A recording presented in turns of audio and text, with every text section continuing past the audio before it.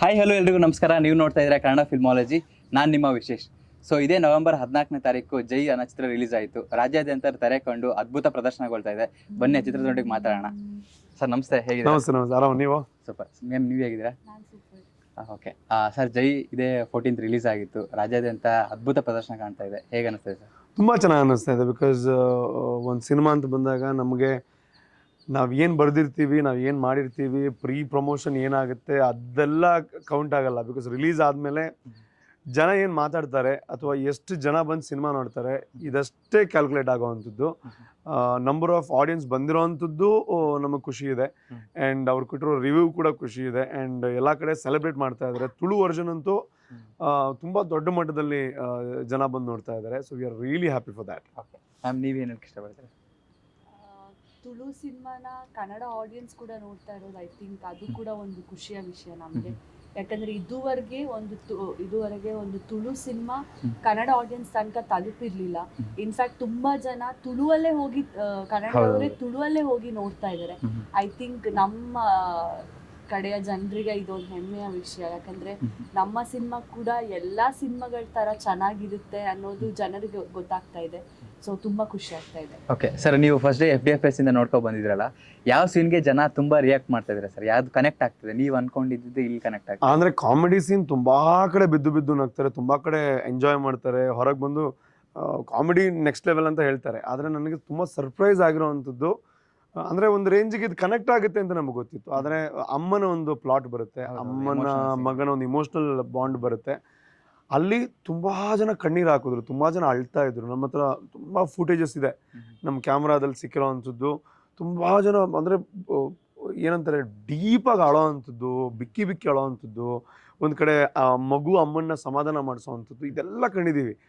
ಅದ್ರ ಜೊತೆಗೆ ಕೆಲವೊಂದು ಕಡೆ ಈ ಅಪ್ಪ ಮಗನ ಒಂದು ಕನೆಕ್ಷನ್ ಇದೆ. ಅಲ್ಲಿ ಏನು ಪುರುಷರು ನಗೋ ಐ ಮೀನ್ ಅಳೋ ಅಂಥದ್ದು, ಅಂದರೆ ತಂದೆಂದರು ಕಣ್ಣೀರು ಹಾಕೋ ಅಂಥದ್ದೆಲ್ಲ ನೋಡಿದ್ದೀವಿ. ಸೊ ಇದು ನಾವು ಎಕ್ಸ್ಪೆಕ್ಟ್ ಮಾಡಿರಲಿಲ್ಲ. ಅಂದರೆ ಒಂದು ಕನೆಕ್ಟ್ ಆಗುತ್ತೆ ಅಂತ ಅಂದ್ಕೊಳ್ಳೋದು ಬೇರೆ, ಅದು ನೆಕ್ಸ್ಟ್ ಲೆವೆಲಲ್ಲಿ ಕನ್ವರ್ಟ್ ಆಗೋದು ಬೇರೆ. ಅಳೋದು ಅಥವಾ ಅವ್ರ ಅಮ್ಮನ್ನ ನೆನೆಸ್ಕೊಳ್ಳೋದು ಅಥವಾ ತಂದೆ ತನ್ನ ಮಗನ ನೆನೆಸ್ಕೊಳ್ಳೋದು, ಇದೆಲ್ಲ ನಾವು ಅಷ್ಟೊಂದು ಡೀಪಾಗಿ ಅಂದ್ಕೊಂಡಿರಲಿಲ್ಲ ರೈಟಿಂಗಲ್ಲಿ. ಬಟ್ ಅದೊಂದು ದೊಡ್ಡ ಸರ್ಪ್ರೈಸ್ ಎಲಿಮೆಂಟ್ ಅಂತ ಹೇಳ್ಬೋದು ನನಗೆ. ಓಕೆ ಮ್ಯಾಮ್, ನೀವು ನಮ್ಮ ಕೆಲಸನ ನೀವು ಅದ್ರಲ್ಲಿ ನಿಭಾಯಿಸಿದ್ದೀರಾ ಜರ್ನಲಿಸಮ್ ಆಗಿ. ಸೊ ನಿಮ್ಮ ಕ್ಯಾರೆಕ್ಟರ್ಗೆ ಹೇಗೆ ರಿವ್ಯೂಸ್ ಎಲ್ಲ ಬರ್ತದೆ? ಏನು ಹೇಳ್ತಾ ಇದ್ದಾರೆ audience? In fact news reading part ತುಂಬ ಜನ ಇಷ್ಟಪಡ್ತಾ ಇದ್ದಾರೆ. ಅಂದರೆ ಕರೆಕ್ಟಾಗಿ ಒಬ್ರು ನ್ಯೂಸ್ ರೀಡರ್ ಹೆಂಗಿರಬೇಕು, ಬಾಡಿ ಲ್ಯಾಂಗ್ವೇಜ್ ಆ ಥರದ್ದು ಎಕ್ಸ್ಪ್ರೆಷನ್ ಕೊಟ್ಟಿದ್ದೀರಾ ಅಂತ ಹೇಳ್ತಿದ್ದಾರೆ. ಆ್ಯಂಡ್ ತುಂಬ ನ್ಯಾಚುರಲ್ ಆಗಿ ಬಂದಿದೆ ಅಂತ ಅಂದರು. ಇದು ಕಾಮನ್ ಆಗಿ ನನಗೆ ಸಿಕ್ಕಿದ ರಿವ್ಯೂ. ಐ ಥಿಂಕ್ ಡಬ್ಬಿಂಗಲ್ಲಿ ಕೂಡ ಅದು ಮ್ಯಾಟರ್ ಆಗುತ್ತೆ. ಯಾಕಂದರೆ ನನಗೆ ಫಸ್ಟ್ ಟೈಮ್ ಈ ಥರದ ಕ್ಯಾರೆಕ್ಟರ್ ನಾನು ಮಾಡಿರೋದು. ಆ್ಯಂಡ್ ಡಬ್ಬಿಂಗ್ ಮಾಡ್ತಿರೋ ಟೈಮಲ್ಲಿ ರೂಪೇಶ್ ಅವ್ರು ಹೇಳ್ತಿದ್ರು, ಇದು ವಾಯ್ಸ್ ಇಲ್ಲಿಗೆ ಹೋಗಬೇಕು, ಈ ಪಿಚ್ಚಲ್ಲಿ ಹೋಗಬೇಕು ಅಂತ. ಆ್ಯಂಡ್ ನಂದು ಯೂಶಲಿ ತುಂಬ soft voice, but I mean I try ಮಾಡಿದೆ. I mean it was a new thing for me. But ನನ್ನ ಪೊಟೆನ್ಷಿಯಲ್ ನನಗೆ ಎಷ್ಟಾಗುತ್ತೆ ಅಷ್ಟು ಮಾಡಿದೆ. ಬಟ್ ಅದು ಜನ ಇಷ್ಟಪಡ್ತಿದ್ದಾರೆ. ಇನ್ಫ್ಯಾಕ್ಟ್ ಸ್ಪೆಸಿಫಿಕ್ ಆಗಿ ಹೇಳ್ತಾ ಇದ್ದಾರೆ, ಮ್ಯಾಮ್ ನಿಮ್ಮ ನ್ಯೂಸ್ ರೀಡಿಂಗ್ ಪಾರ್ಟ್ ಅಂತೂ ತುಂಬಾ ಇಷ್ಟ ಆಯ್ತು ಅಂತ. ಸೊ ಖುಷಿ ಆಯ್ತು. ಯಾವ್ದು ನೀವು ಯೂಶಲಿ ನ್ಯೂಸ್ ಚಾನಲ್ ನೋಡ್ತಾ ಇರ್ತಾರೆ? ನ್ಯೂಸ್ ಚಾನೆಲ್ ಯಾವುದು ಅಂತ ಇಲ್ಲ, ಎಲ್ಲದು ನೋಡ್ತಿರ್ತೀವಿ. ಸೋಷಿಯಲ್ ಮೀಡಿಯಾ ಅಂತೂ ಓಪನ್ ಮಾಡಿದ್ರೆ ಎಲ್ಲ ನ್ಯೂಸ್ ಚಾನೆಲ್ದು ಬರ್ತಾ ಇರುತ್ತಲ್ಲ. ಬಟ್ ಐ ಥಿಂಕ್ ನೀವೆಲ್ಲರೂ ನನಗೆ ತುಂಬ ಜನ ಫ್ರೆಂಡ್ಸ್ ಆಗಿರೋದ್ರಿಂದ ನಿಮ್ಮ ಬಾಡಿ ಲ್ಯಾಂಗ್ವೇಜಸ್ ಕೂಡ ನೋಡಿದ್ದೀನಿ ನಾನು. ಬಟ್ ಪರ್ಟಿಕ್ಯುಲರ್ ಆಗಿ ಯಾವುದು ನೋಡಿಲ್ಲ. ಬಟ್ ನೋಡ್ತಾ ಇರ್ತೀವಿ ನ್ಯೂಸ್. ಲೈಕ್ ಐ ಥಿಂಕ್ ಇವಾಗ ಸೋಷಿಯಲ್ ಮೀಡಿಯಾ ಇರೋದ್ರಿಂದ ನಾವು ಚಾನೆಲ್ ಬರೀ ಓಪನ್ ಮಾಡಿ ನೋಡಬೇಕು ಅಂತಿಲ್ಲ, ಎಲ್ಲ ನಮ್ಮ ಫೋನಲ್ಲೂ ಬರುತ್ತಲ್ಲ. So yeah. ಓಕೆ ಸರ್, ಇಲ್ಲಿವರೆಗೂ ಟಿಲ್ ಡೇ ಇವತ್ತವರೆಗೂ 100+ ಥಿಯೇಟರ್ಸಲ್ಲೇ ಹೌಸ್ಫುಲ್ ಪ್ರತಿ ಶೋನೂ ಕಾಣ್ತಾ ಇದೆ. ಸೊ ನಿಮ್ಮ ಪ್ರಕಾರ ಡೀಟೇಲ್ಸ್ ಮಾಹಿತಿ ಅದ್ರ ಬಗ್ಗೆ ಕರೆಕ್ಟಾಗಿ? ಅದೇ ಅಂದರೆ ಮೊದಲ 3 ದಿನಗಳಲ್ಲಿ 100+ ಥಿಯೇಟರ್ಸ್ ಅಲ್ಲ, 103 ಶೋಗಳು ಹೌಸ್ಫುಲ್ ಆಗಿತ್ತು, which is a very big number. ಈ ಸಿನಾರಿಯೋ ನೋಡ್ತಾ ಇದ್ರೆ ಈಗ ಜನ ಬರೋದೇ ತುಂಬ ಕಷ್ಟ. ಈಗ ಸೂಫ್ರಮ್ ಶೋ ಬಿಡಿ, ಅದೊಂದು ಅದ್ಭುತ ಒಂದು ಸಿನಾರಿಯೋ, ಅದು ಕಲ್ಪನೆ ಮಾಡೋಕ್ಕಾಗಲ್ಲ ಆ ಥರದ್ದು ಹಿಟ್ಟು. ಕಾಂತಾರ ಅನ್ನೋ ಅಂಥದ್ದು ಅದೊಂದು ಬ್ರ್ಯಾಂಡು. ಸೊ ಅದನ್ನು ನಮಗೆ ಕಂಪೇರ್ ಮಾಡೋಕ್ಕಾಗಲ್ಲ. ನಮ್ಮದು ಏನೇ ಇದ್ರೂ ಒಂದು ಹೊಸಬ್ರ ತಂಡ.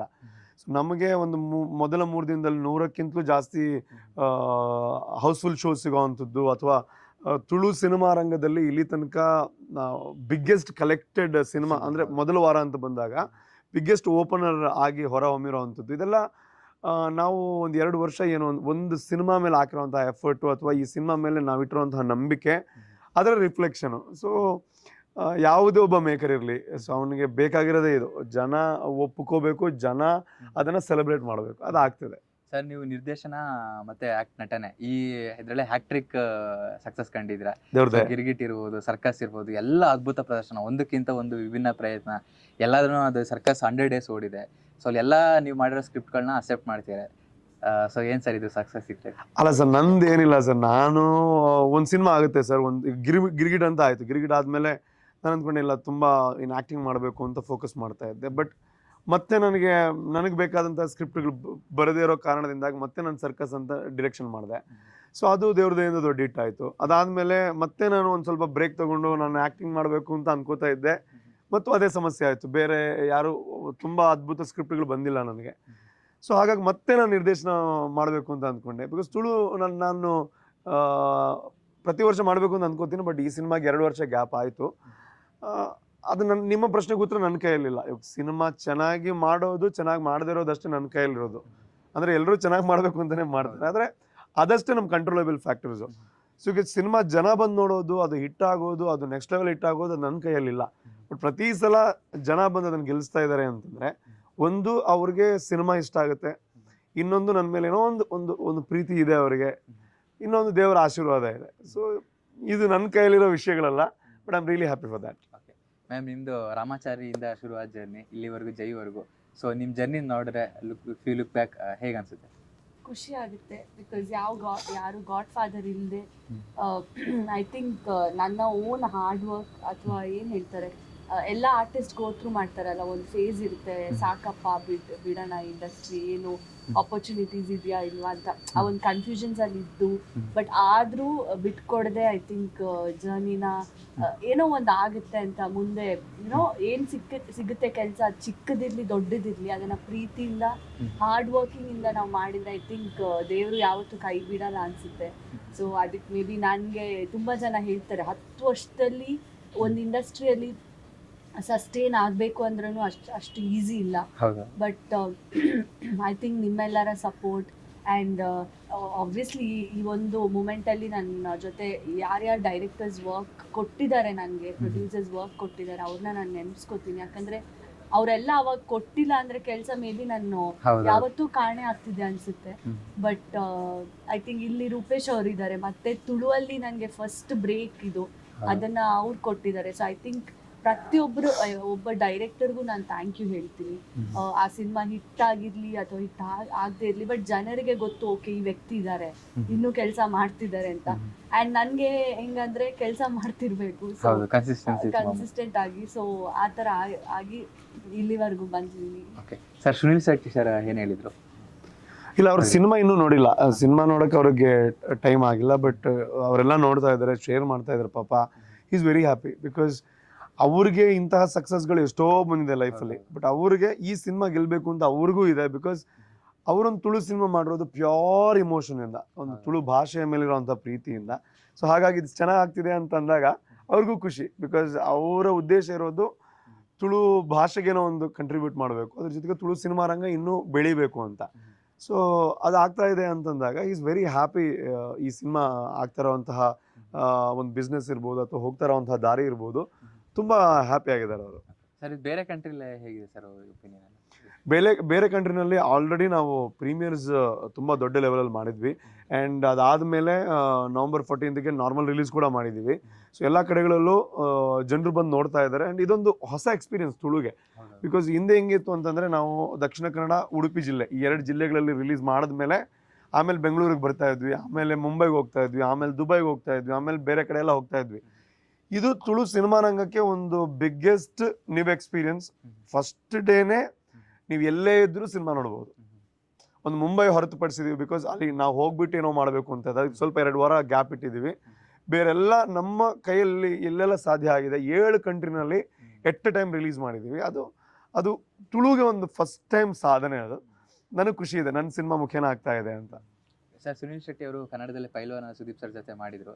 ಸೊ ಸುದೀಪ್ ಸರ್ಗೆ ಮೊದಲನೇ ಟಿಕೆಟ್ ಕೊಟ್ರಿ, ಅವ್ರ ಕೈಗುಣನ ಏನು ಹೇಗೆ? ಅಲ್ಲ, ಸುದೀಪ್ ಸರ್ ಅಂದ್ರೆ ಅದೊಂದು ಇಮೋಷನ್. ನಾನು ಹೇಳಿದೆ ಅಲ್ವ, ಇವಾಗ ಸುದೀಪ್ ಸರ್ ಅಂತಂದ್ರೆ ಅದು ಅವ್ರನ್ನ ನಾನು ಒಬ್ಬ ಆ್ಯಕ್ಟರ್ ಆಗಿ ಒಬ್ಬ ಸೂಪರ್ ಸ್ಟಾರ್ ಆಗಿ ನೋಡಲ್ಲ. ನಾನು ಒಂದು ರೀತಿಯಲ್ಲಿ ನಮಗೆ ಒಂದು ದೊಡ್ಡ ಇನ್ಸ್ಪಿರೇಷನ್ ಆಗಿ ನೋಡ್ತೀನಿ. ಬಿಕಾಸ್ ನಾನು ಎಷ್ಟೋ ವೇದಿಕೆಯಲ್ಲಿ ಹೇಳಿದ್ದೀನಿ, ಆ್ಯಕ್ಟಿಂಗ್ ಅಂತ ಬಂದಾಗ ಸುದೀಪ್ ಸರ್ ನಮಗೆ ದೊಡ್ಡ ಇನ್ಸ್ಪಿರೇಷನು. ನಾನು ಯಾವಾಗಲೂ ಆ್ಯಕ್ಟಿಂಗ್ ಅಂತ ಬಂದಾಗ ತಲೆಗೆ ಬರೋದೇ ಸುದೀಪ್ ಸರ್. ಅದ್ರ ಜೊತೆಗೆ ಅವ್ರು ಸಪೋರ್ಟ್ ಮಾಡೋವಂಥ ರೀತಿ. ಇವಾಗ ನನಗೂ ಅವ್ರಿಗೂ ತುಂಬ ದೊಡ್ಡ ಸಂಬಂಧ ಏನೂ ಇಲ್ಲ, ಬಿಗ್ ಬಾಸ್ ಅನ್ನೋವಂಥ ಸಂಬಂಧ ಅಷ್ಟೇ. ಸೊ ಬಿಗ್ ಬಾಸ್ ಆಗಿ ಆಲ್ಮೋಸ್ಟ್ 3 ವರ್ಷ ಆಗ್ತಾ ಬಂತು. ಆದರೂ ನಾನು ಅವ್ರ ಹತ್ರ ರಿಕ್ವೆಸ್ಟ್ ಮಾಡಿದ್ದಕ್ಕೆ, ಬಾ ನಿನ್ಗೆ ಏನಾಗಬೇಕು ಹೇಳು, ನಾನು ಮಾಡ್ಕೊಡ್ತೀನಿ ಅಂತ. ಅವರು ಅದು ಕೂಡ ಅವ್ರ ಪಾಪ ಪರ್ಸ್ನಲ್ ನಂಬರಿಂದ ನಾನು ಅವ್ರಿಗೆ ಎಲ್ಲಿಂದನೋ ನನ್ನ ಹತ್ರ ನಂಬರ್ ಇರಲಿಲ್ಲ, ಯಾರ ಹತ್ರನೋ ನಂಬರ್ ಇಸ್ಕೊಂಡು ಮೆಸೇಜ್ ಮಾಡಿದಾಗ ಪ್ರೀತಿಯಿಂದ ರೆಸ್ಪಾಂಡ್ ಮಾಡಿ, ಆಯಿತು ನಿನ್ಗೆ ಏನಾಗಬೇಕು ಹೇಳು, ನಾನು ಮಾಡ್ಕೊಡ್ತೀನಿ ಅಂತ. ಅವ್ರು ಅಷ್ಟೊಂದು ಬ್ಯುಸಿ ಇದ್ದರು. ಆದರೂ ನಾನು ಹೇಳಿದೆ, ನನಗೊಂದು ಆಸೆ ಇದೆ, ನಂದು ಇದೊಂದು ಡ್ರೀಮ್ ಪ್ರಾಜೆಕ್ಟು. ಸೊ ನನ್ನ ಮೊದಲು ಟಿಕೆಟ್ ನೀವು ತೊಗೋಬೇಕು ಅಂತ. ಸೊ ನಾನು ಕೊಟ್ಟಾಗ ಪ್ರೀತಿಯಿಂದ 501 ರೂಪಾಯಿ ಕೊಟ್ಟಿದ್ದಾರೆ. ಅದು ಮೇ ಬಿ ನನಗೆ 500 ಕೋಟಿ ವ್ಯಾಲ್ಯೂ ಅಂತ ಹೇಳ್ಬೋದು. ಇವಾಗ ನೋಡಿದಾಗ ಹೇಳ್ಬೋದು, ಅಯ್ಯೋ ಡವ್ ಮಾಡ್ತಿದ್ದಾನೆ ಅಂತ. ಅಂದ್ರೆ ಇಮೋಷನ್ಗೆ, ನಿಮ್ಮ ಏನು ಭಾವನೆಗೆ ನೀವು ಬೆಲೆ ಕಟ್ಟಕ್ಕಾಗಲ್ಲ. ಇವಾಗ 501 ಅಂದ್ರೆ 501 ಅಂತಾನೆ ಹೇಳ್ಬೋದು. ಆದ್ರೆ ಆ ಭಾವನೆ ಇದೆ ಅಲ್ವಾ, 501 ಕೊಟ್ಟಿರೋದು ಯಾರು? 5 ಕೋಟಿಗಿಂತಲೂ ಜಾಸ್ತಿ ಜನ ಇಷ್ಟಪಡೋವಂಥ ಒಬ್ಬ ವ್ಯಕ್ತಿ ಕೊಟ್ಟಿರೋದು 501 ರೂಪಾಯಿ. ಅದು 5 ಕೋಟಿಗಿಂತಲೂ ಜಾಸ್ತಿ ಬೆಲೆ ಬಾಳುತ್ತೆ. ಆ್ಯಂಡ್ ಅದನ್ನು ನಾನು ಮನೆಯಲ್ಲಿ ಡ್ರವರಲ್ಲಿ ಇಟ್ಟಿದ್ದೀನಿ. ನನಗೆ ಬಿಗ್ ಬಾಸಲ್ಲಿ ಅವರೊಂದು ಸನ್ಗ್ಲಾಸು ಕೊಟ್ಟಿದ್ದರು, ಅದನ್ನು ಡ್ರವರಲ್ಲಿ ಇಟ್ಟಿದ್ದೀನಿ. ಬಿಕಾಸ್ ಅದೆಲ್ಲ ಗ್ಯಾಜೆಟ್ಸ್ ಅಲ್ಲ, ಅದೊಂದು ವಸ್ತು ಅಲ್ಲ ಅವ್ರು ಕೊಟ್ಟಿರೋದು, ಅದು ನಮಗೆ ಒಂದು ಮೆಮೊರಿ ಅವ್ರು ಕೊಟ್ಟಿರೋದು. ನನ್ನ ಲೈಫಲ್ಲಿ ಮೊದಲ ಟಿಕೆಟ್ ಅವ್ರು ತೊಗೊಂಡಿದ್ದಾರೆ ಅಂತಂದರೆ ಅದೊಂದು ಮೆಮೊರಿ ಅಲ್ವಾ. ಸೊ ಅದನ್ನು ಮತ್ತೆ ರೀಕ್ರಿಯೇಟ್ ಮಾಡೋಕ್ಕಾಗಲ್ಲ. ಸೊ ಅದು ಹಾಗೆ ಎಷ್ಟು ವರ್ಷ ಆದರೂ ಹಾಗೆ ಇರುತ್ತದೆ. ಸರಿ, ನಾ ಶ್ರೀಮುರಳಿ ಸರ್ ಸಪೋರ್ಟ್ ಮಾಡಿದ್ರು. ಇನ್ನು ಮಿಕ್ಕಿದ ಯಾರ್ಯಾರು ಸರ್ಗೆ ಸೆಲೆಬ್ರಿಟೀಸ್ ಸರ್ ತುಂಬ ಜನ ಮಾಡಿದ್ದಾರೆ ಸರ್. ಅಂದರೆ ಇವಾಗ ಹೆಸರು ತೆಗಿಯೋಕೆ ಹೋದರೆ ಕೆಲವೊಂದು ಮಿಸ್ ಆಗ್ಲೂಬಹುದು. ಶ್ರೀಮುರಳಿ ಸರ್ ಒಂದು ಕಾಲ್ಗೆ ಬಂದು ನನ್ನ ಟೀಸರ್ ಲಾಂಚ್ ಮಾಡಿಕೊಟ್ರು. ಶಿವಣ್ಣ ಸರು ಅವ್ರ ಮನೆ ಕರೆದು ನಮ್ಮ ಪೋಸ್ಟರ್ ರಿಲೀಸ್ ಮಾಡಿಕೊಟ್ರು. KP ಶ್ರೀಕಾಂತ್ ಸರು, ಅದ್ರ ಜೊತೆಗೆ ಗುರುಕಿರಣ್ ಸರ್, ಅವ್ರು ನಮ್ಮ ಟೀಮಲ್ಲೇ ಇದ್ದಾರೆ, ನನ್ನ ಬಿಗ್ಗೆಸ್ಟ್ ಸಪೋರ್ಟರು. ರಕ್ಷಿತಾ ಮೇಡಮ್, ಅವ್ರಿಗೆ ನಾನು ತುಂಬ ದೊಡ್ಡ ಥ್ಯಾಂಕ್ ಯು ಹೇಳಬೇಕು. ಬಿಕಾಸ್ KVN ಎಲ್ಲ ಕನೆಕ್ಟ್ ಮಾಡಿಕೊಟ್ಟಿರೋದೇ ರಕ್ಷಿತಾ ಮೇಡಮ್, ತುಂಬ ಸಪೋರ್ಟ್ ಮಾಡಿದ್ರು. ಆ್ಯಂಡ್ ಆ ಥರ ತುಂಬ ಜನ ಇದ್ದಾರೆ. K Manju sir. ಆ್ಯಂಡ್ ಹೇಳೋಕೆ ಹೋದರೆ ತುಂಬ ಹೆಸರುಗಳಿದೆ. ಬಹುಶಃ ನೋಡಿ, ಇವಾಗ ಹಿಂಗೆ ಹೇಳೋಕೆ ಹೋದರೆ ತುಂಬ ಹೆಸರುಗಳು ಮಿಸ್ ಆಗ್ಬೋದು. ಬಿಕಾಸ್ ಬಿಗ್ ಬಾಸ್ ಕಂಟೆಸ್ಟೆಂಟ್ಸ್ ಎಷ್ಟು ಜನ ಸಪೋರ್ಟ್ ಮಾಡಿದ್ರು ನನಗೆ. ಆ್ಯಂಡ್ ಆ್ಯಕ್ಟರ್ಸ್ ಅಂತ ಬಂದಾಗ ಅನುಶ್ರೀ ಅವ್ರು ಬಂದು ಸಪೋರ್ಟ್ ಮಾಡಿದ್ರು. ಸಿನಿಮಾ ನೋಡ್ತೀನಿ ಅಂತಲೂ ಹೇಳಿದ್ದಾರೆ. ತುಂಬ ಜನ ಸಪೋರ್ಟ್ ಮಾಡಿದ್ದಾರೆ. ಮ್ಯಾಮ್, ನಿಮಗೆ ಹೇಗೆ ಅನಿಸುತ್ತೆ ನಿಮ್ಮ ಮೂವಿಗಳೆಲ್ಲ ಈ ಥರ ಎಲ್ಲ ಸ್ಟಾರ್ ಕ್ಯಾಸ್ಟ್ಗಳು ಸಪೋರ್ಟ್ ಮಾಡ್ತಿದ್ದಾರೆ? ತುಂಬ ಖುಷಿ ಆಗುತ್ತೆ. ಐ ಥಿಂಕ್ ಈಗಿನ ಟೈಮಲ್ಲಿ ಜನ ಥಿಯೇಟರ್ ಬರ್ತಿಲ್ಲ ಅನ್ನೋ ಟೈಮಲ್ಲಿ ಐ ಥಿಂಕ್ ನಾವೇ ಇರಬೇಕು ಒಬ್ರಿಗೊಬ್ರು. ಬಟ್ ಇಂಥ ದೊಡ್ಡ ವ್ಯಕ್ತಿಗಳು ನಮ್ಮ ಟೀಮ್ಗೆ ಸಪೋರ್ಟ್ ಮಾಡ್ತಿದ್ದಾರೆ ಅಂದರೆ ಅದು ನಮಗೂ ಒಂಥರ ಮೋಟಿವೇಶನು. ಓಕೆ, ನಮಗೆ ಜನ ಇದ್ದಾರೆ ನಮ್ಮ ಜೊತೆ, ನಮಗೆ ಸಾಥ್ ಕೊಡ್ತಿದ್ದಾರೆ ಅಂತ. I think from day one, like Rupesh ಅವ್ರು ಹೇಳ್ದಂಗೆ ಈ ಎಲ್ಲ ಹೆಸರುಗಳು ಯಾರು ಹೇಳಿದ್ರು, I think directly or indirectly they support kept supporting. ಅಂದರೆ ಒಂದೆರಡು ಕಡೆಯಲ್ಲಿ ಅವರು ಪ್ರೆಸೆನ್ಸ್ ಕೊಟ್ಟಿರ್ಬೋದು, ಕೆಲವೊಂದು ಕಡೆಯಲ್ಲಿ ಅವ್ರು ಸಪೋರ್ಟ್ ಕೊಟ್ಟಿರ್ಬೋದು. So I think we are grateful ನಿಜವಾಗ್ಲೂ ಹೇಳ್ಬೇಕಂದ್ರೆ. ಬಿಕಾಸ್ ಎಲ್ಲ ಪ್ರೋಗ್ರಾಮ್ಸು ಇಷ್ಟುವರೆಗೆ ನಾನು ಯಾವ್ಯಾವ ಪ್ರೋಗ್ರಾಮ್ ನಮ್ಮ ಪ್ರೋಗ್ರಾಮಲ್ಲಿ ಹೋದ್ವಿ ಎಲ್ಲದೂ ಸಕ್ಸಸ್ಫುಲ್ ಆಗಾಯಿತು. ಬಿಕಾಸ್ ಅಲ್ಲಿ ಬಂದಿರೋಂಥ ಗೆಸ್ಟ್ಗಳಾಗಲಿ ಅಥವಾ ಅಲ್ಲಿ ಕೊಟ್ಟಿರೋ ಸಪೋರ್ಟ್ ಆಗಿರಲಿ, ಐ ಥಿಂಕ್ ಇವತ್ತು ನಾವು ಇಷ್ಟು ಇದು ಮೂವಿ ಐ ಥಿಂಕ್ ತುಂಬ ಜನ ನನಗೆ ಇಂಡಸ್ಟ್ರಿಯಿಂದ ಕಾಲ್ ಮಾಡಿ ಹೇಳಿದ್ರು, ಏನಿದು ನಿಮ್ಮ ಜೈ ಫುಲ್ ಹವಾ ನಮ್ಮ ಇಂಡಸ್ಟ್ರಿಯಲ್ಲಿ ಅಂತ ಅಂದರು. I think it's because of ಇವರೆಲ್ಲರೂ ಕೂಡ ಬಿಕಾಸ್ ಸಪೋರ್ಟ್ ಕೊಟ್ಟಿದ್ದಾರೆ, ಅದು ಅಲ್ಲಿ ಎಲ್ಲರಿಗೂ ತಲುಪಿದೆ. So I think we R truly blessed. Sir, ಇನ್ನು ಕ್ಯಾಸ್ಟಿಂಗ್ ವಿಷಯಕ್ಕೆ ಬಂದರೆ ದೀಪಕ್ ಸರ್ ಇರ್ಬೋದು, MLA ಕ್ಯಾರೆಕ್ಟರ್ ಮಾಡಿರೋದು, ಸುನಿಲ್ ಶೆಟ್ಟಿ, ಈ ಥರ ಒಬ್ಬೊಬ್ಬರು ಕಾಮಿಡಿ ಆರ್ಟಿಸ್ಟು ಎಲ್ಲ ಕ್ಯಾರೆಕ್ಟರೈಸೇಷನ್ನು ಅವ್ರ ಪಾತ್ರವರ್ಗನ ಚೆನ್ನಾಗಿ ಮಾಡಿದ್ದಾರೆ, ಎಲ್ಲ ವರ್ಕ್ ಆಗಿದೆ. ಸೊ ಇದ್ರ ಬಗ್ಗೆ ಹೇಳಿದ್ರೆ ಅಲ್ಲ, ಇವಾಗಿರೋರೆಲ್ಲ ತುಂಬ ಎಕ್ಸ್ಪೀರಿಯನ್ಸ್ಡ್ ಆರ್ಟಿಸ್ಟ್ಗಳು. ಆ್ಯಂಡ್ ಅವರು ಆಲ್ರೆಡಿ ತುಂಬ ದೊಡ್ಡ ಮಟ್ಟದಲ್ಲಿ ಪ್ರೂವ್ ಮಾಡಿರೋರು. ಸೊ ನಾವು ಅವ್ರಿಗೆ ಕಂಪೇರ್ ಮಾಡಿದ್ರೆ ಇನ್ನೂ ಅಷ್ಟೊಂದು ಪ್ರೂವ್ ಮಾಡಿಲ್ಲ. ಸೊ ಅವರೆಲ್ಲ ನನ್ನ ಸಿನಿಮಾದಲ್ಲಿ ಸಿಕ್ಕಿರೋ ಅಂಥದ್ದು, ಎಸ್ಪೆಷಲಿ ಸುನಿಲ್ ಶೆಟ್ಟಿ ಅವ್ರದ್ದು ಬೇರೆನೇ ಕತೆ ನಾನು ಹೇಳಿದೆ ಅಲ್ವಾ, ಅದು ಒಂದು ರೀತಿಯಲ್ಲಿ ಡ್ರೀಮ್ ಮೂಮೆಂಟ್ ಅಂತ ಹೇಳ್ಬೋದು. ಹೇಗೆ ಒಪ್ಸಿದ್ರಿ ಸರ್ ನೀವು? ಅದು ತುಂಬ ಕಡೆಗಳಲ್ಲಿ ಹೇಳಿದೆ ನಾನು. ಸುನಿಲ್ ಶೆಟ್ಟಿ ಸರ್ನ ಮೀಟ್ ಆಗೋದಕ್ಕೆ ಒಂದು ಕ್ಯಾಶುವಲ್ ಮೀಟಿಗೆ ಹೋಗಿರೋ ಅಂಥದ್ದು. ಅವ್ರಿಗೆ ಗೊತ್ತೂ ಇರಲಿಲ್ಲ ನಾನು ಸಿನಿಮಾದ ಬಗ್ಗೆ ಮಾತಾಡೋದಕ್ಕೆ ಹೋಗ್ತಾ ಇದ್ದೀನಿ ಅಂತ. ಅಲ್ಲಿ ಹೋಗಿ ನನ್ನ ಕತೆ ಹೇಳಿ ಒಂದು 5 ನಿಮಿಷ ಸಿಕ್ಕಿದ್ದು ನನಗೆ ಮಾತಾಡೋಕ್ಕೆ. ಕತೆ ಊರಿನ ಬಗ್ಗೆ ಇದೆ, ಕತೆ ಮಣ್ಣಿನ ಬಗ್ಗೆ ಇದೆ, ಕತೆ ಜನರ ಪರವಾಗಿದೆ. ಆ್ಯಂಡ್ ಅವ್ರ ಕ್ಯಾರೆಕ್ಟರ್ ಕೂಡ ಜನರಿಗೆ ಏನೋ ಧನಾತ್ಮಕವಾಗಿ ಇಂಪ್ಯಾಕ್ಟ್ ಮಾಡೋವಂತಹ, ಇನ್ಫ್ಲುಯೆನ್ಸ್ ಮಾಡೋವಂತಹ ಕ್ಯಾರೆಕ್ಟರ್ ಆಗಿದೆ ಅನ್ನೋವಂಥ ರೀಸನ್ನಿಂದಾಗಿ ಅವ್ರು ಈ ಕತೆನ ಒಪ್ಕೊಂಡ್ರು. ಮೇ ಬಿ ನಾನು ಕಾರಣ ಅಲ್ಲ ಅವರು ಸಿನಿಮಾ ಮಾಡೋದಕ್ಕೆ, ಜೈ ಅನ್ನುವಂತಹ ಸಿನಿಮಾದ ಕಥೆ ಕಾರಣ. ಸೊ ಅವ್ರ ಕತೆ ನೋಡ್ಬಿಟ್ಟು ನಾನು ಮಾಡ್ತೀನಿ. ಈ ಥರದ ಪಾತ್ರ ಮಾಡಿದ್ರೆ ಜನರಿಗೂ ಏನೋ ಹೆಲ್ಪ್ ಆಗುತ್ತೆ ಈ ಸಿನಿಮಾದಿಂದ, ಹಾಗಾಗಿ ಮಾಡ್ತೀನಿ ಅಂತ ಒಪ್ಕೊಂಡ್ರು. ಸ್ಟಿಲ್ ಐ ಕ್ಯಾನಾಟ್ ಬಿಲೀವ್, ಅಂದರೆ ಮತ್ತೆ ನನಗೆ ಆ ಥರದ ಮೊಮೆಂಟ್ಗಳು ಆಗುತ್ತಾ ಇಲ್ಲೋ ಗೊತ್ತಿಲ್ಲ ಲೈಫಲ್ಲಿ, ಬಟ್ ದೇವರು ರೈಟ್ ಟೈಮಲ್ಲಿ ಅದನ್ನೆಲ್ಲ ಮಾಡಿಸಿದ್ದಾರೆ. ಓಕೆ ಮ್ಯಾಮ್, ನಿಮಗೆ ಆ್ಯಸ್ ಅ ಆರ್ಟಿಸ್ಟ್ ಆಗಿ ಡೈರೆಕ್ಟ್ರು ರೂಪೇಶ್ ಶೆಟ್ಟಿನ ಇಂದ ಏನು ಕಲ್ತ್ರಿ? ಡೈರೆಕ್ಟ್ ಅವ್ರದ್ದು ಡಬಲ್ ಆ್ಯಕ್ಟಿಂಗ್ ಮಾಡಿದ್ದಾರೆ, ಡೈರೆಕ್ಟ್ರ್ ಮೂಡ್ ಆ್ಯಕ್ಟ್ರ್ ಮೂಡ್. ಅಲ್ಲ ಹೆಂಗೆ ಯಾರಿಗೆ ಬೈಬಾರ್ದು ಅಂತ ಕಲ್ತಿರ್ಬೋದೇನೋ. ಹಂಗೇನಿಲ್ಲ, ಬಟ್ ಅವ್ರ ನಿಜವಾಗ್ಲೂ ಅದು ನಾನು ಎಲ್ಲ ಇಂಟರ್ವ್ಯೂಸ್ ಅಲ್ಲೂ ಹೇಳ್ತಾ ಇದ್ದೀನಿ, ಅದನ್ನ ಮ್ಯಾನೇಜ್ ಮಾಡೋ ರೀತಿ ಇದೆಯಲ್ಲ, ಇಟ್ಸ್ ನಾಟ್ ಈಸಿ ಆಯ್ತಾ. ಲೈಕ್ ಹೇಳ್ಬೋದು ಒಬ್ಬರೇ ಡೈರೆಕ್ಟರು ಒಬ್ಬರೇ ಅವರೇ ಹೀರೋ ಅಂತ, ಬಟ್ ಅದನ್ನ ಅಲ್ಲಿ ಮ್ಯಾನೇಜ್ ಮಾಡೋದು, ಟೈಮ್ ರಿಸ್ಟ್ರಿಕ್ಷನ್ಸ್ ಇರುತ್ತೆ, ಟೈಮ್ ಕನ್ಸ್ಟ್ರೆಂಟ್ಸ್ ಇರುತ್ತೆ, ಪ್ರೊಡಕ್ಷನು ಎಲ್ಲ ಅವರೇ ಹ್ಯಾಂಡಲ್ ಮಾಡ್ತಾ ಇದ್ರು. ಸೊ ಹಾಗಾಗಿ ಎಲ್ಲದನ್ನ ಮ್ಯಾನೇಜ್ ಮಾಡೋದಕ್ಕೆ ಅದು ಅಷ್ಟು ಈಸಿ ಕೆಲಸ ಅಲ್ಲ.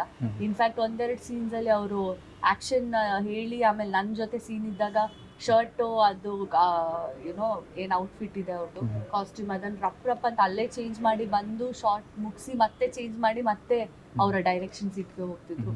ಐ ಥಿಂಕ್ ಅದು ಆ ಬ್ಯಾಲೆನ್ಸಿಂಗ್ ಇದೆಯಲ್ಲ, ಹಾರ್ಡ್ ವರ್ಕ್ ಅನ್ನೋದು ಏನು ಹೇಳ್ತೀವಿ ನಾವು, ಐ ಥಿಂಕ್ ಅದು ನಾನು ಕಲಿತೆ ಅವರಿಂದ. ಅಂದರೆ ಎನರ್ಜೆಟಿಕ್ ಆಗಿ ಹೆಂಗಿರಬೇಕು ಅಂತ. ಎನರ್ಜೆಟಿಕ್ ಆಗಿ ಇಲ್ಲ ಅಂತ ಅಲ್ಲ, ಬಟ್ ಅವರಲ್ಲಿರೋ ಎನರ್ಜಿ ಅಂತೂ ಮ್ಯಾಚ್ ಮಾಡಕ್ ಆಗಲ್ಲ. ಬಿಕಾಸ್ 24 ಗಂಟೆನೂ ನೀವು ಅವ್ರಿಗೆ ಓಡಾಡಕ್ಕೆ ಹೇಳಿದ್ರೆ ಅವ್ರು 24 ಗಂಟೆನೂ ಓಡಾಡ್ತಾರೆ, ಬೇಕಾದ್ರೆ ಕೂತ್ಕೊಳ್ಳಲ್ಲ, ಚೇರು ಬೇಡ ಅನ್ಸುತ್ತೆ ಅವ್ರಿಗೆ. ಸೊ ಐ ಥಿಂಕ್ ಪ್ರತಿಯೊಬ್ಬ ಆರ್ಟಿಸ್ಟ್ ಕೂಡ ಏನೋ ಒಂದು ಮಾಡಬೇಕು, ಸಾಧನೆ ಮಾಡಬೇಕು ಅಂತ ಯೋಚನೆ ಮಾಡ್ತಿದ್ದಾಗ ಐ ಥಿಂಕ್ ಈ ಥರದ್ದು ಹಾರ್ಡ್ ವರ್ಕ್ ಕ್ಯಾರೆಕ್ಟರ್ ಇರಬೇಕು ಅವರಲ್ಲಿ. ಐ ಥಿಂಕ್ ಅದಕ್ಕೆ ಇವತ್ತು ಜೈ ಇಷ್ಟೊಂದು ಸದ್ ಮಾಡ್ತಿದೆ. ಬಿಕಾಸ್ ಸಿನಿಮಾ ಮಾಡಿ ಸುಮ್ಮನೆ ಕುತ್ಕೊಂಡ್ಬಿಟ್ರೆ ಅದು ಆಗಲ್ಲ ಈಗಿನ ಕಾಲದಲ್ಲಿ ಎಸ್ಪೆಷಲಿ. ಸೊ ಅದರ ಹಿಂದೆ ಅದೊಂದು ಎಲ್ಲಿಗೋ ತಲುಪಬೇಕು. ಎಸ್ಪೆಷಲಿ ಅವ್ರಿಗೆ ಇದ್ದಿದ್ದು ನನಗೆ ಗೊತ್ತಾಗಿದೆ ಏನಂದರೆ, ತುಳು ಸಿನಿಮಾನ ಒಂದು ಬೇರೆ ಲೆವೆಲ್ಗೆ ತಗೊಂಡು ಹೋಗ್ಬೇಕು ಅಂತ ಹೇಳ್ಬಿಟ್ಟು. ಆ್ಯಂಡ್ ಅದರಲ್ಲಿ ಅವ್ರು ಆಲ್ರೆಡಿ ಸಕ್ಸಸ್ಫುಲ್ ಆಗಿದ್ದಾರೆ ಅಂತ ಹೇಳ್ಬೋದು ನಾನು. ಬಿಕಾಸ್ ನನಗೇನೆ ಪರ್ಸನಲಿ ಎಷ್ಟೋ ಜನ ಕಾಲ್ ಮಾಡ್ತಿದ್ದಾರೆ, ಹೇಳ್ತಾ ಇದ್ದಾರೆ ಜೈ ಬಗ್ಗೆ ಬ್ಯೂಟಿಫುಲ್ ಥಿಂಗ್ಸ್ ಕೇಳ್ತಾ ಇದ್ದೀನಿ ನಾನು. ದೊಡ್ಡ ದೊಡ್ಡ ಪ್ರೊಡ್ಯೂಸರ್ಸ್ ಅವ್ರವ್ರೇ ಮೀಟಿಂಗ್ಸ್ ಮಾಡ್ತಿದ್ದಾಗ ಏನು ಹೇಳ್ತಿದ್ದಾರೆ ಅನ್ನೋದು, ಜೈ ಬಗ್ಗೆ ಮಾತಾಡ್ತಿದ್ದಾರೆ ಅನ್ನೋದು ಕೇಳ್ಪಟ್ಟೆ. ಸೊ ಐ ಥಿಂಕ್ ಅದು ಆಲ್ರೆಡಿ ಅವ್ರಿಗೆ ಆ ಸಕ್ಸಸ್ ಸಿಕ್ಕಿದೆ ಈ ವಿಷಯದಲ್ಲಿ. ಇನ್ನೂ ಅವ್ರು ಆದ್ರೆ ಇವಾಗ ನೀವು ಕೇಳಿದ್ರೆ ಹೇಳ್ತಾರೆ ಇಲ್ಲ ಇನ್ನೂ ಇದೆ ಜಾಸ್ತಿ ಅಂತ. ಆಬ್ವಿಯಸ್ಲಿ ಇದೆ, ಅದು ನಮ್ಗೆ ಪ್ಯಾಷನೇಟ್ ಆಗಿರೋರಿಗೆ ನಮ್ಗೆ ಎಷ್ಟು ಮಾಡಿದ್ರು ಕೆಲ್ಸಗಳು ಸಾಕಾಗಲ್ಲ. ಇನ್ಫ್ಯಾಕ್ಟ್ ನನಗೂ ನಮ್ಮಮ್ಮ ಹಿಂಗೆ ಹೇಳ್ತಿರ್ತಾರೆ, ಯಾವಾಗ 24 ಗಂಟೆ ಕೆಲಸ ಮಾಡ್ತೀಯಾ, ನಿನ್ ಬಗ್ಗೆ ನೀನ್ ಯೋಚನೆ ಮಾಡಲ್ಲ ಅಂತ. And I have also been like that. So ನನಗೆ ಆ ತರದ್ದು ಟೀಮ್ ಸಿಕ್ಕಿದಾಗ ಇನ್ನೂ ಖುಷಿ ಆಗುತ್ತೆ. ನಮಗೂ ಒಂಥರ ಜೋಶ್ ಇರುತ್ತೆ, ಮಾಡ್ಬೇಕು ನಾವು ಚೆನ್ನಾಗಿ ಮಾಡ್ಬೇಕು ಅಂತ. ಆ್ಯಂಡ್ ಐ ಆಮ್ ಬ್ಲೆಸ್ಡ್, ಅಂದರೆ ಇಂಥ ಟೀಮ್ ಜೊತೆ ನಾನು ತುಳು ಸಿನಿಮಾಕ್ಕೆ ಕಾಲಿಟ್ಟಿದ್ದು ಐ ಥಿಂಕ್ ಇನ್ನೆಷ್ಟು ತುಳು ಸಿನಿಮಾಗಳು ಮಾಡ್ತೀನೋ ಗೊತ್ತಿಲ್ಲ, ಬಟ್ ಇದೊಂಥರ ಫಾರ್ ಎವರ್ ಸ್ಪೆಷಲ್ ಆಗಿರುತ್ತೆ. ಓಕೆ ಸರ್, ಇಂಡಸ್ಟ್ರಿಗೆ ನಮ್ಮದು ಶೆಟ್ಟಿ ಅನ್ನೋದು ಬ್ರ್ಯಾಂಡು, 3RR ಇಂದ ಏನು ಬ್ರ್ಯಾಂಡ್ ಇದ್ದಾರೆ ಆ ಥರ ಬ್ರ್ಯಾಂಡು. ಸೊ ಆ ಥರ ಈಗ ಅವ್ರಿಗೆ ಯಾರು ಏನೇನು ಬ್ರ್ಯಾಂಡ್ ಕ್ರಿಯೇಟ್ ಮಾಡಿದ್ರು ಅವ್ರದ್ದೇ ಆದ ಒಂದೊಂದು ಆರದು ಒಂದು ಟೆಕ್ನಿಕಲ್ ಟೀಮ್ ಅಂತ ಇದೆ, ಅಥವಾ ಬರವಣಿಗೆ ಟೀಮ್ ಇರ್ಬೋದು. ಸೊ ನಿಮ್ಮ ಟೀಮು ಸ್ಟ್ರೆಂತ್ ಏನು ಸರ್? ಸೊ ನಮ್ಮ ಟೀಮ್ ಸ್ಟ್ರೆಂತ್ ಅಂತ ಬಂದರೆ, ಆ್ಯಂಡ್ ಫಸ್ಟ್ ಆಫ್ ಆಲ್ ಈ ಗ್ಯಾಂಗು ಅದಿದೆಲ್ಲ ನನಗೆ ಗೊತ್ತಿಲ್ಲ ಸರ್. ನಾನೊಬ್ಬ ಸಣ್ಣ ಕಲಾವಿದ, ಆ್ಯಂಡ್ ನಮ್ಮದೊಂದು ಸಣ್ಣ ಟೀಮು. ಸೊ ಅವರೆಲ್ಲ ತುಂಬ ದೊಡ್ಡ ಸಾಧನೆ ಮಾಡಿದ್ದಾರೆ. ಇವಾಗ 3RR ಅಂತ ಬಂದರೆ ಕನ್ನಡದಲ್ಲಿ ಅವರು ಬೇಜಾನ್ ಪ್ರೂವ್ ಮಾಡಿದ್ದಾರೆ. ನಾವು ಇನ್ನೂ ಒದ್ದಾಟ ಮಾಡ್ತಾ ಇದ್ದೀವಿ ಪ್ರೂವ್ ಮಾಡೋದಕ್ಕೆ, ನಮಗೂ ಅವರು ಕಂಪ್ಯಾರಿಸನೇ ಇಲ್ಲ. ಸೊ ನಮ್ಮ ತಂಡ ಅಂತ ಬಂದಾಗ ನನ್ನ ಬಿಗ್ಗೆಸ್ಟ್ ಸ್ಟ್ರೆಂತು ಪ್ರಸನ್ನ ಶೆಟ್ಟಿ ಬೈಲೂರು ಅಂತ, ಅವರು ನಮ್ಮ ಮೇನ್ ರೈಟರು. ಸೊ ಅವ್ರದ್ದು ನಂದು ಕಾಂಬಿನೇಷನ್ ಯಾವಾಗೆಲ್ಲ ಬಂದಿದೆ ಅವಾಗೆಲ್ಲ ತುಂಬ ದೊಡ್ಡ ಸಕ್ಸಸ್ ಸಿಕ್ಕಿದೆ. ಸೊ ನಂದು ಅವ್ರದ್ದು ರ್ಯಾಪು it is the biggest plus point ಅಂತ ಹೇಳ್ಬೋದು. ಆ್ಯಂಡ್ ನಮ್ಮ ಇಡೀ ತಂಡ, ಸೊ ನಮ್ಮ ಏನು ಟೆಕ್ನಿಕಲ್ ತಂಡ ಇದೆ, ನಮ್ಮ ನವೀನ್ ಅಂತ ಇದ್ದಾರೆ, ಅಥವಾ ನಮ್ಮ ಎಡಿಟರ್ ಇರ್ಬೋದು, ಸಿನಿಮಾಟೋಗ್ರಫರ್ ಇರ್ಬೋದು, ಮ್ಯೂಸಿಕ್ ಡೈರೆಕ್ಟರ್ ಎಸ್ಪೆಷಲಿ ಅವ್ರ ಬಗ್ಗೆ ಹೇಳಲೇಬೇಕು. ಬಿಕಾಸ್ ನಾನು ಹೆಂಗೆ ಅಂತಂದರೆ ಒಂದು ಪಾಯಿಂಟ್ ಆಫ್ ಟೈಮಲ್ಲಿ ನನಗೆ ಬೇಕಾಗಿದ್ದು ಸಿಗದೇ ಇದ್ದರೆ ನನಗೇನೋ ನನ್ನ ತಲೆಯಲ್ಲಿ ಇರುತ್ತೆ. ಕೆಲವೊಂದ್ಸಲ ನನಗೆ ಅದನ್ನು ಕಮ್ಯುನಿಕೇಟ್ ಮಾಡೋದಕ್ಕೂ ಆಗ್ತಾ ಇರಲ್ಲ. ನನ್ನ ತಲೆನೇನೋ ಇದೆ, ಅದು ಏನು ಅಂತ ನನಗೆ ಹೇಳೋಕ್ಕೂ ಆಗಲ್ಲ, ಅದ್ರಲ್ಲಿ ಬಂದೂ ಇರಲ್ಲ. ಆವಾಗ ನಾನು ಹೆವಿ ಟಾರ್ಚರ್ ಕೊಡ್ತೀನಿ. ಎಸ್ಪೆಷಲಿ ಮ್ಯೂಸಿಕ್ ಡೈರೆಕ್ಟರ್ಗೆ ನೆಕ್ಸ್ಟ್ ಲೆವೆಲ್ ಟಾರ್ಚರ್ ಕೊಟ್ಟಿದ್ದೀನಿ. ಅಂದರೆ ಇದಲ್ಲ ಸರ್, ನೀವು ಹಿಂಗಲ್ಲ ಸರ್ ಅಂತೆಲ್ಲ ಏನೇನೋ ಹೇಳಿದ್ದೀನಿ ನಾನು. ಪಾಪ ಅವ್ನು ಕಾಮಾಗಿದ್ದು, ಆಯ್ತು ಸರ್ ನಿಮ್ಗೆ ಏನು ಬೇಕು ಸರ್, ಹೆಂಗೆ ಬೇಕು ಸರ್ ಅಂತ ತುಂಬ ಪೇಷನ್ಸಿಂದ ನಾನು ಹೇಳಿದ್ದನ್ನೆಲ್ಲ ಕೇಳಿ ನನಗೆ ಬೇಕಾಗಿದ್ದನ್ನು ಹಂಗೆ ಟೈಮ್ ತಗೊಂಡು ಕೊಟ್ಟಿದ್ದಾರೆ. ಸೊ ಅದಕ್ಕೆ ತುಂಬ ಥ್ಯಾಂಕ್ ಯು ಹೇಳ್ತೀನಿ ಅವರಿಗೆ. ಸೊ ನನ್ನ ಟೀಮೇ ನನ್ನ ಸ್ಟ್ರೆಂತು. ಆ್ಯಂಡ್ ನನ್ನ ಇಡೀ ಟೆಕ್ನಿಕಲ್ ಟೀಮ್, ಡೈರೆಕ್ಷನ್ ಟೀಮ್ ಅಂತೂ ಪಾಪ ಸುಮ್ಮನೆ ನಾನು ಬೈದಿದ್ದೀನಿ, ರೀಸನ್ ಇಲ್ಲದೆ ಬೈದಿದ್ದೀನಿ, ನನ್ನ ಫ್ರಸ್ಟ್ರೇಷನ್ ಅವ್ರ ಮೇಲೆ ತೋರಿಸಿದ್ದೀನಿ. ಅದಕ್ಕೆಲ್ಲ ಐ ಆಮ್ ಗ್ರೇಟ್ಫುಲ್ ಅಂತ ಒಂದು ಟೀಮ್ ಸಿಕ್ಕಿರೋದು. ಇಲ್ಲ ಆರ್ಟಿಸ್ಟ್ಗೆ ನಾನು ಯಾವತ್ತೂ ಹಂಗೆ ಮಾಡಿಲ್ಲ. ಅಲ್ಲಲ್ಲ, ಇವ್ರು ಬೈತಾ ಇದ್ದಿದ್ದು ಅವ್ರು ನೋಡಿದ್ದ ಅವ್ರಿಗೆ ಗೊತ್ತಿಲ್ಲ. ಅಷ್ಟು ಯಾರು ಇಲ್ದಿರೋ ಪ್ಲೇಸಲ್ಲಿ ಬೈಬೇಕು ಅಂತ ಅನ್ಕೋತೀನಿ, ಗೊತ್ತಿಲ್ಲ. ಅಂದ್ರೆ ಅವರು ಸೆಟ್ ಅಲ್ಲಿ ಆಲ್ರೆಡಿ ಮೊನ್ನೆ ಒಂದು ಇಂಟರ್ವ್ಯೂ ಅಲ್ಲಿ ಹೇಳ್ದೆ ನಾನು, ಹ್ಮ್. ನಂಗೆ ಇವ್ರ ಹತ್ರ ಏನ್ ಕೇಳಕ್ಕೂ ಭಯ ಆಗ್ತಿತ್ತು. ಬಿಕಾಸ್ ಅವ್ರು ಎಷ್ಟು ಸ್ಟ್ರಿಕ್ಟ್ ಆಗಿರ್ತಿದ್ರು ಅಂದ್ರೆ ಕೆಲ್ಸದಲ್ಲಿ ಅದೇ ಹೇಳ್ದಂಗೆ ನಿಮ್ಗೆ 2 ಪ್ಲೇಸ್ ನ ಮ್ಯಾನೇಜ್ ಮಾಡ್ಬೇಕು, ಒಂದು ಆಸ್ ಅನ್ ಆಕ್ಟರ್, ಒಂದು ಆಸ್ ಅ ಡೈರೆಕ್ಟರ್. ಅವ್ರ ಪ್ರೆಷರ್ ಅವ್ರಿಗೆ ಗೊತ್ತಿರುತ್ತೆ, ನಮ್ಗೇನೋ ಹೇಳಕ್ ಈಸಿ ಇರುತ್ತೆ, ಬಟ್ ಆ ಪ್ರೆಷರ್ ಅಲ್ಲಿ ಅವ್ರಿಗೆ ಅಂದ್ರೆ ಕೆಲ್ಸ ಆಗ್ಬೇಕು. ಅವ್ರು ಹೇಳ್ದಂಗೆ ಅವರು ಸಿಕ್ಕಾಪಟ್ಟೆ ಪರ್ಫೆಕ್ಷನಿಸ್ಟ್. ಸೊ ಹಾಗಾಗಿ ಕೆಲಸ ಆಗ್ಬೇಕು ಅಂತ ಯೋಚನೆ ಮಾಡ್ತಿದ್ದಾಗ ಎಲ್ಲಾದು ಕರೆಕ್ಟ್ ಆಗಿ ಆಗ್ಬೇಕು, ಏನಾದ್ರೂ ಕರೆಕ್ಟ್ ಆಗಿ ಆಗಿದ್ರೆ ಕಿಸ್ಬಿಡ್ತಾರೆ. ಸೊ ನನಗೆ ಅದು ಫಸ್ಟ್ ಡೇ ಎಲ್ಲ ನಾನು ಅದು ಆ ಸ್ಟ್ರೆಸ್ ನ ನೋಡ್ಬಿಟ್ಟು ನನ್ಗೆ ಏನಾದ್ರೂ ಕೇಳ್ಬೇಕಂದ್ರೂ ಕೇಳ್ಬೇಕಾ ಬೇಡ. ಅಂಡ್ ಯೂಶಲಿ ಆಲ್ಸೋ ನನ್ನ ನೇಚರ್ ಹಂಗೆ. ನಾನು ಯೂಶಲಿ ಮನೇಲೂ ಅಷ್ಟೇ, ಅಮ್ಮಗೆ ಏನಾದ್ರೂ ಬೇಕಂದ್ರೂ ನಾನು ಕೇಳಲ್ಲ. ಚಿಕ್ಕ ವಯಸ್ಸಿಂದನೂ ನಾನು ಹಾಗೇನೆ, ಅಂದ್ರೆ ಹೆಸಿಟೇಷನ್ ತುಂಬಾ ಇದೆ ನನ್ನಲ್ಲಿ. ಇದು ಈ ತರ ಏನಾದ್ರೂ ಯಾರಾದ್ರೂ ಸೀರಿಯಸ್ ಆಗಿ ಕಂಡ್ಬಿಟ್ರೆ ಅಂತೂ ನಾನು ಕೇಳೋದೇ ಇಲ್ಲ. ಭಯದಲ್ಲೇ ಕೇಳ್ತೀನಿ. ಕೇಳ್ಬೇಕಂದ್ರೆ 10 ಸತಿ ಕೇಳ್ತೀನಿ. ಬಟ್ ಐ ಥಿಂಕ್ ಅವ್ರು ಆ ತರ ಇದ್ದಿದ್ರಿಂದ ಅನ್ಸುತ್ತೆ ಎಲ್ರಿಗೂ ಕೆಲಸ ಮಾಡೋದಕ್ಕೆ ಏನೋ ಅದೊಂದು ಸ್ಟ್ರಿಕ್ಟ್ನೆಸ್ ಇದ್ರೇನೆ ಅಲ್ವಾ, ಇಲ್ಲಾಂದ್ರೆ ತಲೆ ಮೇಲೆ ಕುತ್ಕೊಂಡ್ಬಿಡ್ತಾರೆ ಅಂತ ಹೇಳ್ತಾರೆ ಗೊತ್ತಾ. ಮೇ ಬಿ ಆ ಒಂದು ಸ್ಟ್ರಿಕ್ಟ್ನೆಸ್ ಅಲ್ಲಿ ಅವ್ರು ಇದ್ದಿದ್ರಿಂದ ಕೆಲ್ಸಗಳು ಬೇಗ ಆಗ್ತಿತ್ತು. ಬಿಕಾಸ್ ಅವ್ರಿಗೂ ಟೈಮ್ ಕನ್ಸ್ಟೆಂಟ್ ಇತ್ತು, ಈ ದಿನದಲ್ಲಿ ಇಶ್ಯೂ ಮುಗಿಸ್ಬೇಕು ಅಂತೆಲ್ಲ. ಬಟ್ ನನಗೆ ಅವ್ರು ಯಾವತ್ತೂ ಆ ಥರ ಸೆಟ್ಟಲ್ಲಿ ಯಾವತ್ತೂ ಕಿರ್ಚಿರೋದು ನಾನು ನೋಡಿಲ್ಲ.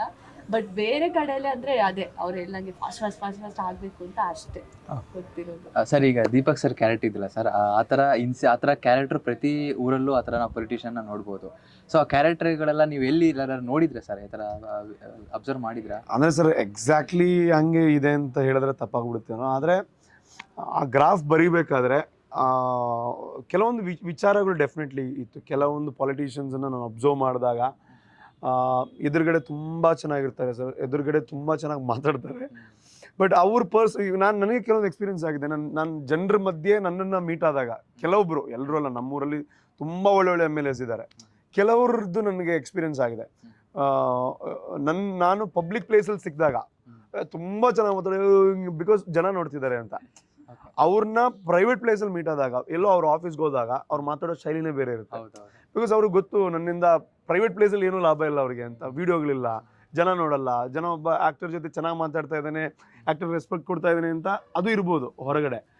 ಇನ್ನೊಂದು ಈ ಪೊಲಿಟಿಷಿಯನ್ಸ್ ಅಂತ ಬಂದಾಗ ನನಗೊಂದು ವೆರಿ ಬ್ಯಾಡ್ ಎಕ್ಸ್ಪೀರಿಯನ್ಸ್ ಆಗಿತ್ತು. ಅಂದರೆ ಆ ಒಂದು ಅಧಿಕಾರದ ದರ್ಪ ಇರುತ್ತಲ್ಲ, ಸೊ ಅದು ಕೆಲವೊಂದು ಕಡೆ ಕೆಲವರು ತೋರಿಸ್ತಾರೆ. ಸೊ ಆ ಥರದ್ದೊಂದು ಎಕ್ಸ್ಪೀರಿಯನ್ಸ್ ನನಗೂ ಆಗಿತ್ತು. ಏನೋ ಒಂದು ಸಿಚುವೇಶನ್ ಬಂದಾಗ ಒಬ್ಬರು ಪೊಲಿಟಿಷಿಯನ್ ತುಂಬ ರಾಂಗ್ ಆಗಿ ಮಾತಾಡಿದ್ರು. ಬಟ್ ಅದನ್ನ ಇಲ್ಲಿ ಅಳವಡಿಕೆ ಮಾಡಿದ್ದೀನಿ ಅಂತಲ್ಲ, ಬಟ್ ಅದೆಲ್ಲ ಒಂದು ನಾವು ಬರೀಬೇಕಾದ್ರೆ ನಾವು ಹಿಂಗೆ ಇದೆ ಅಂತ ಬರೆಯಲ್ಲ. ಬಟ್ ಬರೀಬೇಕಾದ್ರೆ ಏನೋ ಒಂದು ಬ್ಯಾಕ್ ಆಫ್ ದ ಮೈಂಡ್ ಯಾವುದೋ ಒಂದು ಘಟನೆ, ನನ್ನ ಲೈಫಲ್ಲಿ ಆಗಿರೋಂತಹ ಯಾವುದೋ ಒಂದು ಇನ್ಸಿಡೆಂಟ್ ನನಗೆ ಹೆಲ್ಪ್ ಆಗುತ್ತೆ.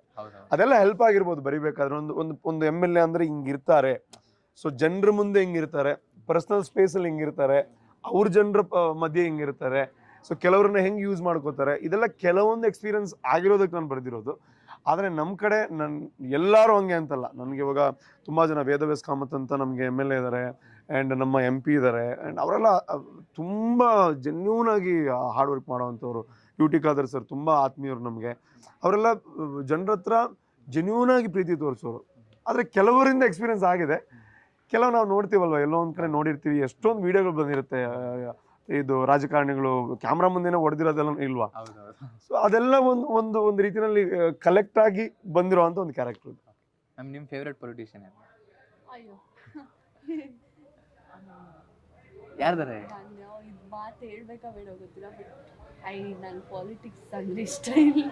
ಬಟ್ ಅದು ಹೇಳ್ಬಾರ್ದು, ಹೇಳಿದ್ರೆ ಅದು ಏನಿದು ಅಂತ ಹೇಳ್ತಾರೆ. But usually I don't follow it so much. ಅಂದರೆ ನ್ಯೂಸ್ ಫಾಲೋ ಮಾಡ್ತೀನಿ ಅಂದರೆ ಆಬ್ವಿಯಸ್ಲಿ ಕರೆಂಟ್ ಅಫೇರ್ಸ್ ಅದು ಇದು ಅಂತ. ಬಟ್ ಪರ್ಸನ್ ಅಂತ ನೀವು ಕೇಳಿದರೆ I am not incline to any one. I think ನಾನು ಸ್ವಲ್ಪ ಸ್ಟೆಪ್ ಬ್ಯಾಕ್ ಅದರಿಂದ. ಸರ್, ಇನ್ನು ಕಬಡ್ಡಿ ಸೀಕ್ವೆನ್ಸ್ ಇಲ್ಲೆಲ್ಲ ಚೆನ್ನಾಗಿ ವರ್ಕ್ ಆಗಿದೆ ಸರ್, ಅದ್ರ ಬಗ್ಗೆ ಹೇಳಿದ್ರೆ. ಹೌದು, ಕಬಡ್ಡಿ ಸೀಕ್ವೆನ್ಸ್ ತುಂಬ ಜನ ಅಂದರೆ ಒಂದು ಕಮರ್ಷಿಯಲ್ ಆ್ಯಂಗಲೂ ಇದೆ, ಒಂದು ಇಮೋಷ್ನಲ್ ಆ್ಯಂಗಲೂ ಇದೆ, ಒಂದು ಫನ್ ಆ್ಯಂಗಲೂ ಇದೆ. ಸೊ ಆ ಸೀನ್ ಫಸ್ಟ್ ಹಾಫಲ್ಲಿ ನಮ್ಗೆ ತುಂಬ ಬೂಸ್ಟಪ್ ಮಾಡಿದಂಥ ಒಂದು ಸೀನ್ ಅಂತ ಹೇಳ್ಬೋದು. ಬಿಕಾಸ್ ಎಲ್ಲ ರೀತಿಯ ಇಮೋಷನನ್ನು ಕೊಟ್ಟು ಇಂಟರ್ವಲ್ ಬರುತ್ತಲ್ಲಿ. ಸೊ ಅದು ತುಂಬ ಎಲಿವೇಟ್ ಮಾಡಿದಂಥ ಒಂದು ಸಿಚುವೇಶನ್ ಅಂತ ಹೇಳ್ಬೋದು. ಸೊ ಕಬಡ್ಡಿ ಸೀನ್ ಏನಿದೆ ಅದು ಇಡೀ ಫಸ್ಟ್ ಹಾಫನ್ನು ಒಂದು ರೀತಿಯಲ್ಲಿ ಜನರಿಗೆ ವಾವ್, ಇದೊಂದು ಫಸ್ಟ್ ಹಾಫ್ ಮುಗೀತು ಅನ್ನೋವಂಥ ಒಂದು ಫೀಲ್ ಕೊಟ್ಟಂತಹ ಒಂದು ಸೀನ್ ಅಂತ ಹೇಳ್ಬೋದು. ಮ್ಯಾಮ್ ನಿಮ್ಮ ಕಾಲೇಜ್ ಡೇಸಲ್ಲಿ ಯಾವ ಸ್ಪೋರ್ಟ್ಸಲ್ಲಿ ಆ್ಯಕ್ಟಿವ್ ಇದ್ರಿ? ನಾನು ಅಥ್ಲೀಟ್ ಆಗಿದ್ದೆ, ಐ ವಾಸ್ ರನ್ನರ್ 400 ಮೀಟರ್ಸ್. ಅದಾದಮೇಲೆ ನಾನು ರಿಲೇ, ಖೋಖೋ, ಆಮೇಲೆ ಥ್ರೋಬಾಲ್, ಬ್ಯಾಡ್ಮಿಂಟನ್. ಸರ್ ನೀವು ನಿಮ್ಮ ಟೈಮ್? ನಾನು ಕ್ರಿಕೆಟ್ ಬಿಟ್ಟು ಬೇರೆ ಯಾವ ಕಬಡ್ಡಿ ಸ್ವಲ್ಪ ಆಡ್ತಾ ಇದ್ದೆ. Cricket all time favourite. ಅದು ಬಿಟ್ಟು ಈಗಲೂ ಕ್ರಿಕೆಟೇ ನನಗೆ ತುಂಬ ಇಷ್ಟ. ಸರ್ ಮ್ಯಾಮ್, ಕೊನೆಯದಾಗೆ ರಾಜ್ಯಾದ್ಯಂತ ಎಲ್ಲ ಕಡೆ ಪ್ರದರ್ಶನ ಚೆನ್ನಾಗಿ ಆಗ್ತಾ ಇದೆ. ಸೊ ಆಡಿಯನ್ಸಿಗೆ ಕೊನೆಯದಾಗಿ ಏನು ಹೇಳಕ್ಕೆ ಇಷ್ಟಪಡ್ತೀನಿ? ಡೆಫಿನೆಟ್ಲಿ ನಾವು ನಮ್ಮ ಸಿನಿಮಾನ ಇಷ್ಟಪಟ್ಟು ಕಷ್ಟಪಟ್ಟು ಮಾಡಿದ್ದೀವಿ, ಬಟ್ ಐ ಥಿಂಕ್ ಆಡಿಯನ್ಸ್ ಇಷ್ಟಪಡ್ತಿದ್ದಾರೆ ಸಿನಿಮಾನ. ಡೆಫಿನೆಟ್ಲಿ ನನಗೆ ಬಂದಿರೋಂಥ ಫೀಡ್ಬ್ಯಾಕ್ಸ್ ನಾನು ಹೇಳೋದಕ್ಕೆ ಇಷ್ಟಪಡ್ತೀನಿ, ಯಾಕಂದರೆ ಜನ ಏನು ಹೇಳ್ತಾರೆ ಅದೇ ಸತ್ಯ. ಹೌದೌದು. ಸೊ ತುಂಬ ಜನ ನನಗೆ ಅವರ ಇಡೀ ಡೇ ಅಲ್ಲಿ ಇದ್ದಿದ್ದ ಸ್ಟ್ರೆಸ್ನ ಫ್ರೀ ಮಾಡಿರೋಂಥ ಸಿನಿಮಾ ಇದು ಅಂತ ಹೇಳ್ತಾ ಇದ್ದಾರೆ. ಸೊ ಐ ಥಿಂಕ್ ಒಂದು ಸಿನಿಮಾ ಒಂದು ಆಡಿಯನ್ಸ್ಗೆ ಎಂಟರ್ಟೈನ್ಮೆಂಟ್ ಆಗಲಿ ಅಥವಾ ಒಂದು ನೆಮ್ಮದಿ ಕೊಟ್ಟಿದೆ ಅಂತಂದರೆ ಆ ಸಿನಿಮಾ ಚೆನ್ನಾಗಿದೆ ಅಂತ ಅರ್ಥ. ಸೊ ಇನ್ನೂ ನೀವು ಈ ಸಿನಿಮಾ ನೋಡಿಲ್ಲ ಅಂದರೆ ನಿಮ್ಮ ಹತ್ತಿರದ ಚಿತ್ರಮಂದಿರಗಳಲ್ಲಿದೆ, ಸಿನಿಮಾನ ನೋಡಿ ಡೆಫಿನೆಟ್ ಆಗಿ ಎಂಜಾಯ್ ಮಾಡ್ತೀರಾ ಸಿನಿಮಾನ. It's a power packed full meals ಅಂತ ಹೇಳ್ಬೋದು. ಸೊ ಮಿಸ್ ಮಾಡಿದೆ ಸಿನಿಮಾನ ನೋಡಿ. ಸರ್ ನೀವು ಕೊನೆಯದಾಗಿ ಹೇಳಿದ್ರೆ? ನಾನು ಹೇಳೋದು ಒಂದೇ ಸರ್, ನಾವು ಸಿನಿಮಾ ಮಾಡಿದ್ದೀವಿ, ನಮ್ಮ ಕೆಲಸ ಮುಗ್ದಿದೆ. ಇನ್ನು ನಿಮ್ಮ ಕೆಲಸ ಅಂದರೆ ಸಿನಿಮಾ ನೋಡಿ ಅದು ಯಾವ ಮಟ್ಟದ ಹಿಟ್ಟು ಅಂತ ನೀವು ಡಿಸೈಡ್ ಮಾಡಬೇಕು. ಮೊದಲ ವಾರ ಖಂಡಿತವಾಗ್ಲೂ ವಿ ಆರ್ ರಿಯಲಿ ಹ್ಯಾಪಿ. ಒಂದು ತುಳು ಸಿನಿಮಾ ಅಂತ ಬಂದಾಗ ಇಲ್ಲಿ ತನಕ ನೋಡದಿರೋಂಥ ಓಪನಿಂಗ್ ಇನ್ಕ್ಲೂಡಿಂಗ್ ಪ್ರೀಮಿಯರ್ ಶೋಸ್ ನಮಗೆ ಬಂದಿದೆ. ಸೊ ಇನ್ನು ಮುಂದಿನ ಜೈ ಸಿನಿಮಾದ ಭವಿಷ್ಯ ಅದು ಜನರ ಕೈಯಲ್ಲಿ. ದಯವಿಟ್ಟು ಒಳ್ಳೆ ಸಿನಿಮಾ ಮಾಡಿದಾಗ ಅದನ್ನು ನೋಡಿ ಇನ್ನಷ್ಟು ಜನ ನೋಡಬೇಕು ಅನ್ನೋ ಅನ್ಸೋದು ನಮ್ಮ ಆಸೆ. ಸೊ OTT ವರೆಗೆ ಕಾಯಬೇಡಿ, ಥಿಯೇಟ್ರಲ್ಲೇ ನೋಡಿ. ಒಂದು ಒಳ್ಳೆಯ ಸಿನಿಮಾ ಅಂತ ಜನರು ಹೇಳಿರೋ ಅಂಥದ್ದು. ಬಿಕಾಸ್ ಡೈರೆಕ್ಟರ್ಸ್ ಎಲ್ಲರೂ ಹಂಗೆ ಹೇಳ್ತಾರೆ ಒಳ್ಳೆ ಸಿನಿಮಾ ಅಂತ. ಸೊ ಒಳ್ಳೆ ಸಿನಿಮಾಗಳಿಗೆ ಪ್ರೋತ್ಸಾಹ ನೀಡಿ, ಆಶೀರ್ವಾದ ಇರಲಿ. ಆ್ಯಂಡ್ ನಿಮಗೂ ಥ್ಯಾಂಕ್ ಯು. ಬಿಸಿಲಲ್ಲಿ ಕೂತು ಕಣ್ಣು ಹಿಂಗೆ ಬಿಡೋಕ್ಕಾಗ್ತಿಲ್ಲ, ನಿದ್ದೆನೂ ಇಲ್ಲ. Thank you so much. Okay sir.